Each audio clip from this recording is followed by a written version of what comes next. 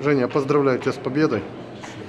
Женя, расскажи, почему сегодня была снова такая тяжелая игра, и вы переигрывали команду, и в какой момент ты подумал, что может быть уже не судьба, и что штанга, то в голову попадала вратарю, в ноги. Седьмая игра и овертайм, ты стараешься такие мысли не отгонять от своей головы.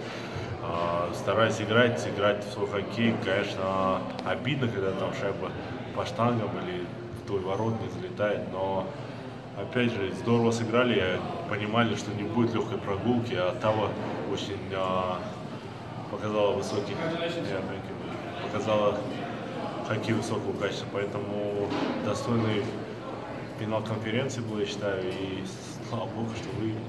Женя, ну вот скажи честно, ты нервничал, вот особенно когда уже там после второго периода там счет 1-1, вот какие мысли у тебя, у твоих Разные одноклубников? мысли, и, конечно, и нервничаешь, и переживаешь, но когда ты в игре, немножко все равно там смотришь в игру и сам какие-то моменты Когда анализируешь. смотришь, что можно умереть Ну, просто. это на трибуне, на скамейке, там с кем-то разговариваешь, обсуждаешь момент, там, или отдыхаешь, или там переводишь дыхание, воду пьешь, поэтому там все равно как-то весь в игре и какие-то мысли там уже второстепенные. Ну, конечно, когда попадает там, Кэссел выходит 1 на 1 и промахивается, ну так тоже думаешь,